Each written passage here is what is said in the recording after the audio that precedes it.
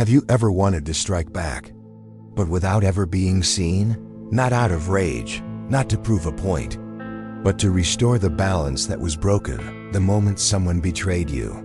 We've all been there, standing in the ruins of trust, staring at the pieces of ourselves someone carelessly shattered. You replay the words, the manipulation, the humiliation, and deep down you want justice, not in the eyes of others, but in the quiet court of your own soul. But what if I told you that the most devastating form of retribution isn't loud?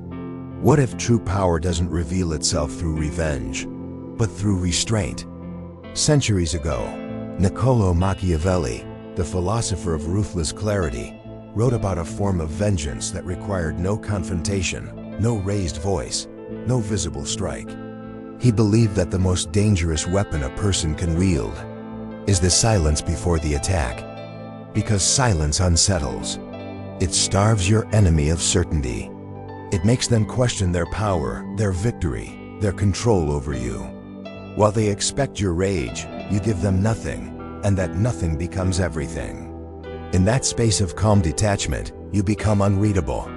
And in the world of power, what cannot be read cannot be controlled.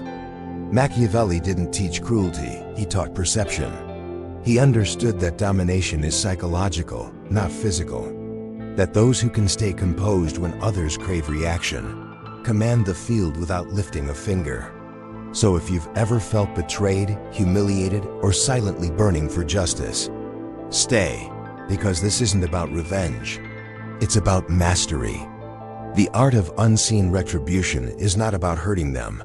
It is about never letting them hurt you again. Before we dive deeper into the strategy behind Machiavelli's invisible art of power, make sure to like this video, subscribe, and turn on the notification bell.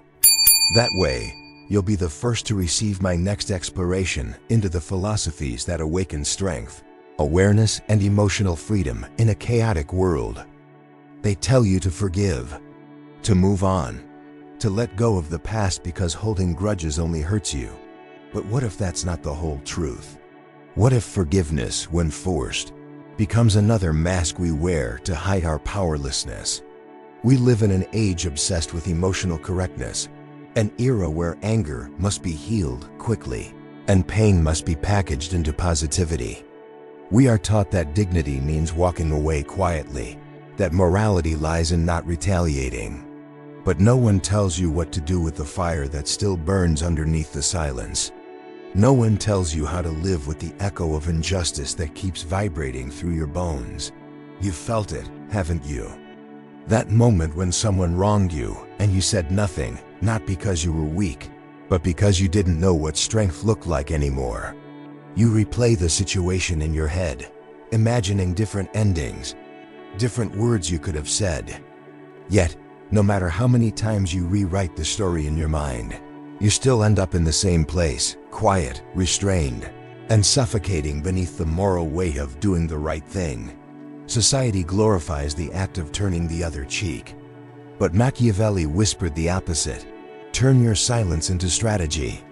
He understood something that modern culture has forgotten, that forgiveness without understanding is submission, that peace without power is just paralysis disguised as virtue. When you swallow your anger without transforming it, it doesn't disappear. It hides, it festers. It becomes self-blame, depression, exhaustion. You start believing that the fault was yours, that being good means being endlessly tolerant. You tell yourself, I'm not like them. I'm above this. But inside, you're still bleeding.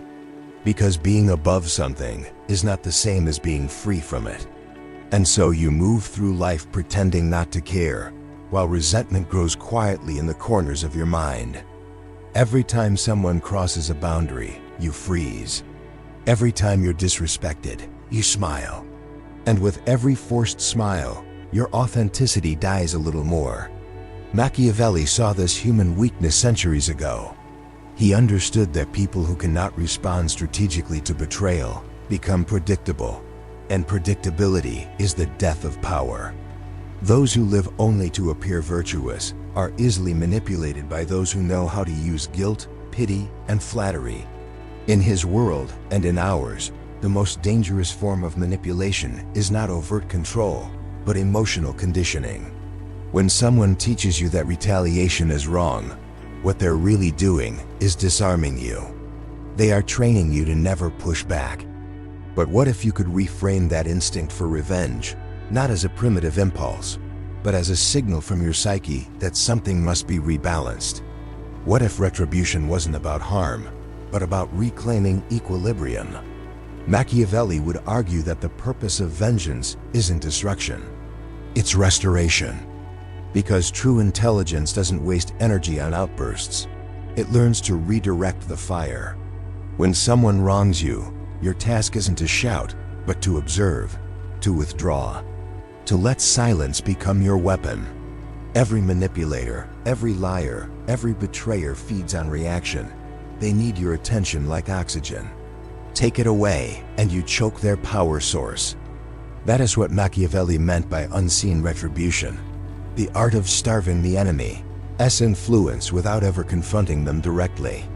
He knew that revenge doesn't need an audience. Power grows best in the dark, in the absence of noise. The loudest victories are often the emptiest ones. The real transformation happens when you stop explaining yourself. Stop chasing closure. Stop giving them the satisfaction of knowing what you feel. Because when you stop reacting, you stop playing their game. In today's world, retribution is not carried out through swords or armies, but through awareness, through the decision to no longer feed the system that hurt you. You don't destroy your enemies by fighting them. You destroy them by becoming untouchable to their influence. Machiavelli's lesson was never about cruelty. It was about control, not over others, but over yourself. He understood that human nature is easily swayed by guilt, flattery, and moral disguise. And so, the one who learns to remain unmoved by those tactics becomes dangerous, not because they are violent, but because they are calm. When you begin to practice this kind of silence, something changes. You stop seeking validation. You stop defending your worth. You no longer explain your absence or your distance. The people who once fed on your energy start to panic. They'll test you, provoke you, accuse you of being cold. But deep down, they know something has shifted. The game they used to win no longer exists. That is the moment Machiavelli would call the invisible strike.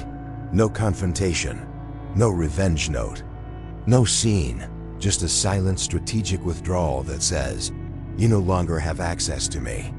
And in that quiet declaration, you reclaim everything they thought they had taken from you.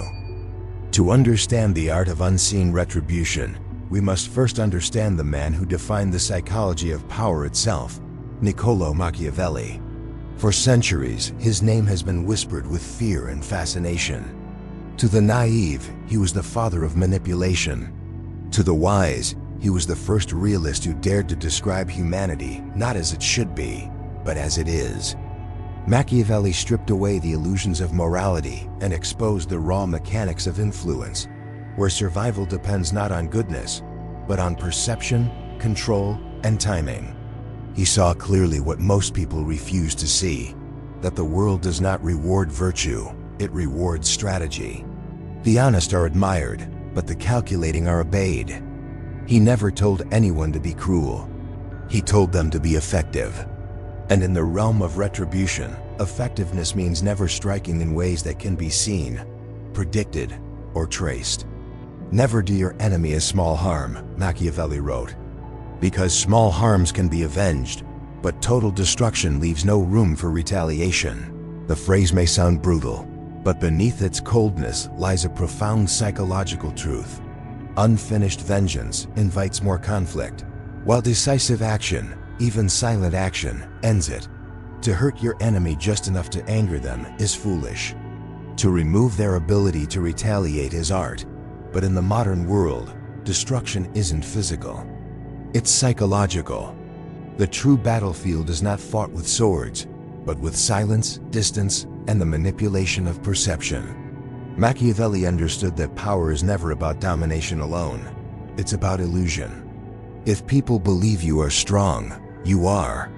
If they believe you are untouchable, you are. Invisibility, therefore, becomes the highest form of control. When you operate unseen, when your motives are unreadable, you force others to act blindly. And in their blindness, they destroy themselves. Now translate this philosophy into our world. In your workplace, when someone tries to undermine you, don't react with anger. Withdraw your presence. Let your silence reveal their insecurity. When gossip circulates, don't defend yourself. The more you justify, the guiltier you appear. Machiavellian retribution teaches that mystery is might. The less they know what you're thinking, the more power you hold. Consider relationships too.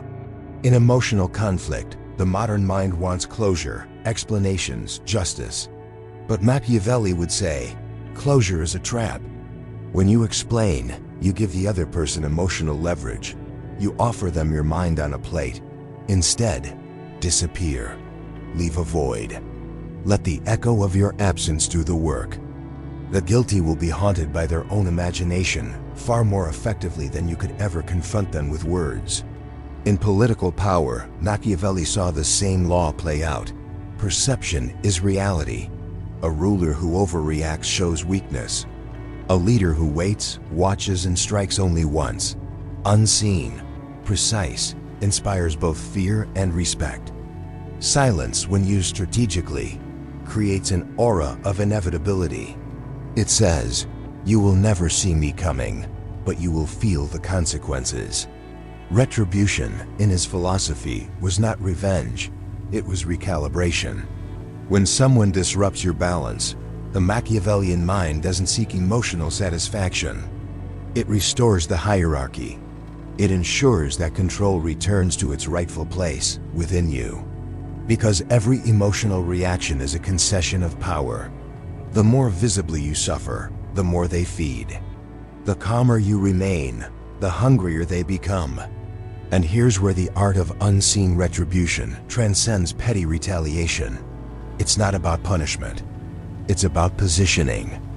Machiavelli's genius was to understand that every human interaction is a negotiation of power, silent, psychological, and often unconscious. The question is never, how do I win? The question is, how do I position myself so I can never be defeated again? Imagine this. Someone insults you publicly, undermines your credibility, and expects an explosive reaction. But instead of meeting fire with fire, you simply smile, walk away, and vanish from their emotional reach. In that silence, they begin to unravel. They replay your calmness. They question what you're planning. Their own guilt becomes their punishment. You've said nothing, done nothing, and yet they feel everything. That's Machiavellian mastery. Unseen retribution works because it leverages a universal human weakness: uncertainty. People can handle punishment, but they cannot handle not knowing.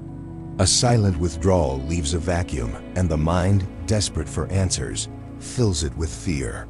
They start imagining consequences that may never come, and in that imagination, they destroy themselves. You didn't have to retaliate. You simply had to remove your presence and watch their own psychology finish the job. This is why Machiavelli's philosophy remains timeless. It isn't cruelty. It's intelligence. The weak lash out. The wise redesign the field. The art of unseen retribution is about learning the discipline of invisibility, to make every move invisible but inevitable, to turn every wound into strategy, and to never let your emotions announce your intentions. Because once they can read your emotions, they can predict your moves. But when your calm becomes impenetrable, when your silence feels like a storm about to break, you become untouchable. That is the Machiavellian ideal, to be so strategically detached that your absence becomes a haunting presence. And in a world driven by noise, distraction, and emotional reaction, the one who stays silent wins. Carl Jung once wrote, "The shadow seeks expression through revenge." That single line explains why so many people can't truly move on. Because beneath every desire to strike back lies something older and deeper: the shadow, the repressed side of our psyche that refuses to be ignored. The shadow is not evil. It is everything you've been told not to feel, the anger, jealousy, hurt, and grief that polite society teaches you to bury. You were told that good people don't get angry, that forgiveness makes you noble, that revenge is beneath you, so you suppress it. You smile when you're furious, you say you're fine when you're breaking inside, and yet, the shadow never dies. It simply waits for a moment of weakness to surface. When we refuse to face this darker part of ourselves, it controls us. The suppressed anger turns into bitterness. The unexpressed hurt becomes anxiety. Jung understood that unacknowledged pain eventually seeks expression, and often, it does so through destructive urges, revenge being one of them. But here's the paradox. The more you act on revenge unconsciously, the more it owns you. Machiavelli, centuries before Jung, recognized the same truth from a different lens. His philosophy was not about chaos or cruelty, it was about control. He knew that those who master their reactions master reality itself. In a sense, Machiavelli's strategy is the outer version of Jung's inner work. Jung teaches you to control the inner world. Machiavelli shows you how to control the outer one. When revenge is driven by ego, it blinds you. You act to prove, to punish, to make them feel what you felt, and in doing so, you stay chained to them. That kind of revenge doesn't free you. It consumes you. But when your awareness drives your actions, the same fire becomes transformation. You don't act out of pain, you act out of clarity. You stop needing to hurt anyone, because your power is no longer fragile. Imagine this. Someone at work humiliates you publicly. The ego wants to fight back, to defend your pride. The shadow whispers to burn everything down, but awareness pauses. It says, wait, observe, learn. You step back, let silence settle, and while they expose themselves with words, you rebuild your composure. Weeks later, your calm professionalism exposes their insecurity more effectively than any confrontation ever could. That's unseen retribution, a fusion of Machiavelli's strategy and Jung's insight. The same principle applies to personal relationships. When someone betrays you, your instinct might be to make them regret it, to prove your worth through absence or success. But awareness reframes it. You no longer act to make them feel anything. You act to become someone they no longer have access to. That's real power, when your existence moves beyond their reach. Jung believed that the integration of the shadow turns suffering into strength. Machiavelli would call that power through detachment. Both lead to the same outcome, freedom. You no longer need revenge because you no longer need validation. The moment you understand that, your silence becomes sacred. It's not suppression, it's sovereignty. People expect anger. They expect chaos. They expect you to beg, explain, or fight back. But when you vanish with calm, when you stop reacting, you force them to face the silence they created. You become the mirror in which they must see their own guilt. That's why unseen retribution works, not because you punish them, but because your absence forces them to confront themselves. Jung would say that at that moment, the shadow has fulfilled its purpose. It has led you back to your center. You are no longer driven by darkness, you have absorbed it. And that is where the transformation happens, when revenge turns into wisdom and silence becomes your loudest answer. To understand unseen retribution is one thing, to live it is another. It's not an act you perform once. It's a discipline, a way of carrying yourself through a world that feeds on reaction. You cannot master Machiavellian calm if your emotions control you. You must become the observer of your own fire, to feel it, but not to burn. The first step is withdrawal of energy. Every manipulator, betrayer, or narcissist thrives on one thing, your attention. The moment you argue, explain, or defend yourself, you feed them. They feed on your outrage, your confusion, your endless need to be understood. So stop feeding them. Don't block them in anger. Disappear with awareness. The most effective revenge is emotional starvation. When you stop being available, their control collapses.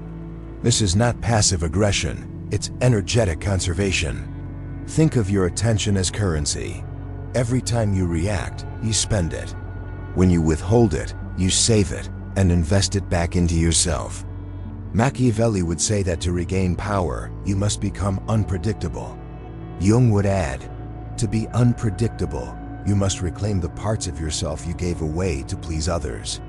The second step is controlled silence. Silence is not the absence of words. It's the presence of power. To be silent consciously is to control the frame of the interaction. It unnerves those who wronged you because silence forces them to face themselves. They begin to imagine what you're thinking, what you're planning, whether you've moved on or are preparing to strike. They create their own punishment inside their imagination. You don't have to lift a finger. In the modern world, silence is rebellion. Everyone overshares, overreacts, overexplains. The one who stays still, composed, unreadable, that person becomes dangerous.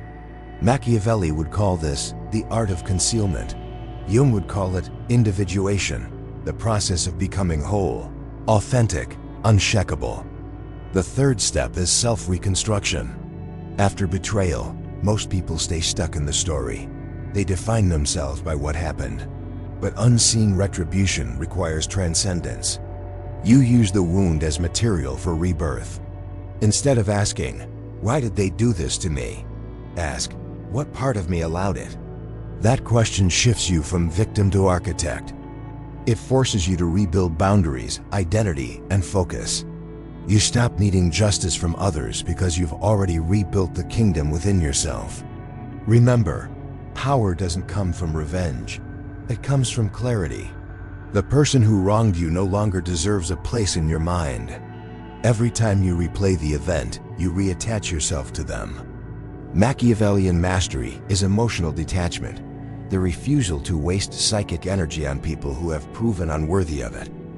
A practical way to apply this: observe, don't explain. When provoked, pause. Count your breath, not your words. When accused, stay still. When they lie, let truth reveal itself through time. Inaction is not weakness, it's delayed precision. Most people destroy themselves trying to win arguments that time will win for them. Machiavelli would say, "Those who wait are rarely defeated." Then comes the final step, transmutation. Jung taught that every strong emotion is energy.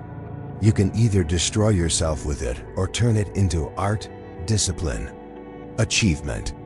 Use betrayal as fuel. Channel your anger into excellence. Transform resentment into focus.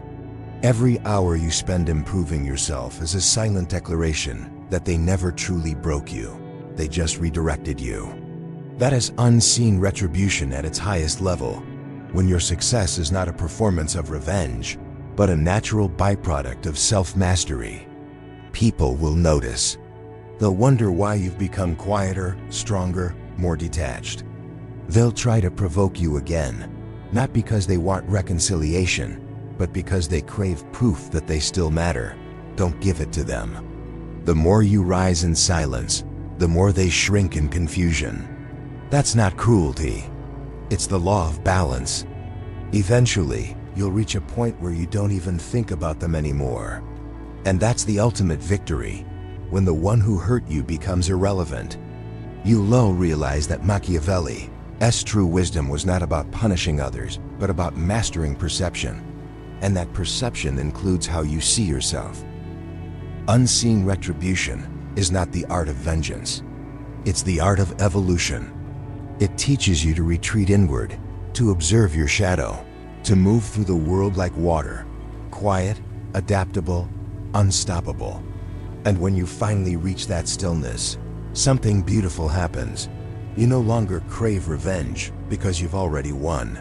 You've reclaimed your energy. You've transformed your silence into strength. You've become, in the truest sense, untouchable. At the end of every battle, there is a moment of silence. Not the silence of defeat, but the silence of understanding. It's the sound that comes after you stop chasing explanations.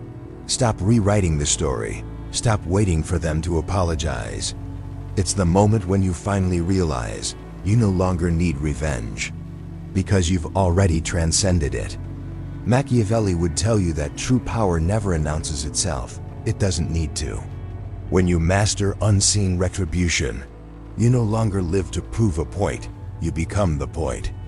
The same silence that once felt like weakness now feels like armor. The same restraint that once felt like suppression now feels like control. You understand that walking away isn't surrender. It's strategy. Retribution, in its purest form, isn't destruction. It's elevation. It's turning betrayal into wisdom, pain into strength, and absence into presence. It is realizing that peace is not the lack of conflict, it is the refusal to be drawn into meaningless wars. When you stop reacting, the game ends. The manipulators lose their leverage, the narcissists lose their thrill, the betrayers lose their audience. You stop playing roles in their theater of chaos. Instead, you walk off stage and build your own world, one that doesn't depend on their approval, attention, or understanding. That's what it means to embody Machiavellian mastery. To stop trying to be seen. To become so calm, so centered, that your silence speaks louder than their noise. Your composure becomes your statement. Your absence becomes their punishment. And as Jung would say, once you've integrated your shadow, once you've befriended the part of you that once demanded vengeance, you discover something astonishing. There's nothing left to fight. You don't forgive because they deserve it. You forgive because you've outgrown the need to carry them. You realize that they never defeated you. They revealed where you needed to awaken. The one who truly wins does not destroy the enemy. He renders him irrelevant. That is unseen retribution, the final act of power. You do not strike. You do not explain.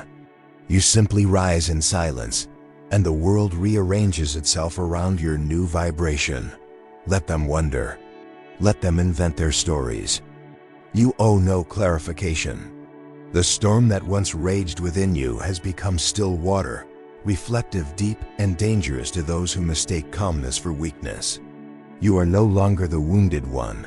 You are the one who understands. And that understanding is the most formidable form of vengeance, because it leaves nothing for the enemy to take. So when the world pushes you to react, remember this. You are not here to prove your worth. You are here to preserve your energy. You are not here to win the argument. You are here to win your peace. And when peace becomes your ultimate power, nothing and no one can touch you again. That is the Machiavellian art of unseen retribution, the silent victory that belongs to those who have mastered themselves. Before you go, if this message spoke to something deep inside you, take a moment, like this video, subscribe, and turn on the notification bell. Because the next time we meet, we'll dive even deeper into the philosophies that awaken your inner strength, your calm authority, and your freedom from everything that once controlled you. And as always, share your reflections in the comments. Tell me, what lesson resonated with you most today? Until next time, stay aware, stay silent, stay sovereign.